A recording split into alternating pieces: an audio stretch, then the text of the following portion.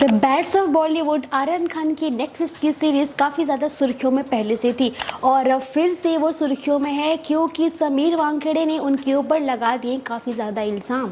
दोस्तों, आप सभी का बहुत बहुत स्वागत है बॉलीवुड टशन में। मैं हूँ तृप्ति और मैं लाई हूँ आपके लेटेस्ट अपडेट्स। दोस्तों, आज की सबसे बड़ी खबर ये है कि दिल्ली हाई कोर्ट से, जहां पर समीर वानखेड़े जो पहले एनसीबी के जोनल डायरेक्टर रह चुके हैं, उन्होंने रेड चिलीज एंटरटेनमेंट यानी नेटफ्लिक्स की वो series the bads of Bollywood के ऊपर एक पिटीशन फाइल किया था, जहां पे कोर्ट ने पहले सुनवाई को मना कर दिया, लेकिन उन्होंने दोबारा से पिटीशन फाइल की जिससे कोर्ट ने मान लिया है। ये पूरा मैटर आर्यन खान की जो सीरीज निकली थी द बैड्स ऑफ बॉलीवुड में, जो उनके खिलाफ कुछ गलत चीज़ें दिखाई गई।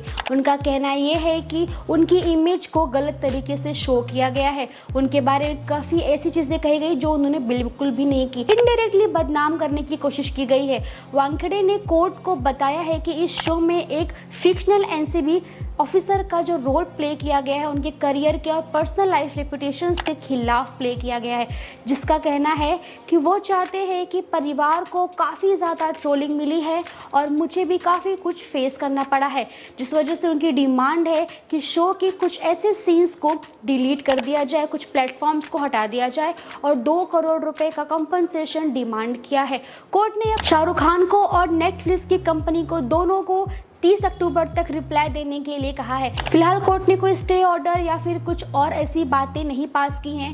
लीगल प्रोसीजर्स चल रहे हैं, ऑफिशियली शुरू हो चुके हैं। के खिलाफ कैरेक्टर असैसिनेशन की गई है और आर्यन खान के केस से ये बात सबके सामने आई है। उनकी वजह से उनके परिवार को पब्लिक टारगेट किया गया है। उन्होंने ये भी कहा है कि रिलीज के बाद उनकी वाइफ और सिस्टर को सोशल मीडिया पे काफ़ी ज़्यादा ट्रोलिंग फेस करनी पड़ी है।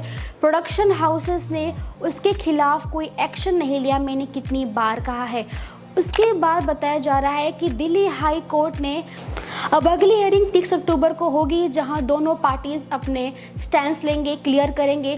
लीगल एक्सपर्ट्स के मुताबिक अगर समीर वानखेड़े अपनी क्लेम प्रूफ कर लेते हैं तो स्ट्रीमिंग प्लेटफॉर्म्स को कुछ पोर्शंस को मॉडिफाई करना पड़ेगा, रिमूव करना पड़ेगा, लेकिन रेड चिलीज और नेटफ्लिक्स दोनों अपनी बात रखते हैं कि क्रिएटिविटी फ्रीडम की भी डिफेंस कर रहे हैं कि हमें लिबर्टी है कि हम कुछ सीन्स दिखा सकते हैं, क्योंकि ये सीरीज फिक्शनल है।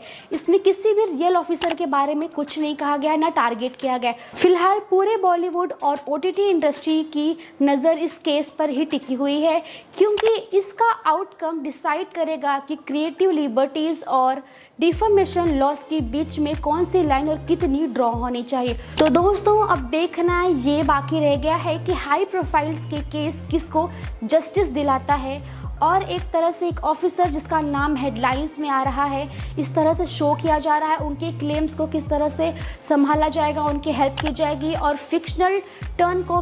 द बैड्स ऑफ बॉलीवुड ये एक वेब सीरीज़ नहीं रह गई, एक कोर्ट रूम ड्रामा बन चुकी है। आपका क्या कहना है, हमें कमेंट में बताइए कि किस हद तक आपको लगता है कि किसी की रियल लाइफ स्टोरी को रिलेट ना करते हुए अगर कोई फिक्शनल सीरीज़ बनती है तो भी उस पर क्लेम किया जा रहा है, और क्या लगता है कि अगर वो फिक्शनल स्टोरी है तो किस तरह से किसी के रियल लाइफ पे इफेक्ट कर रही है।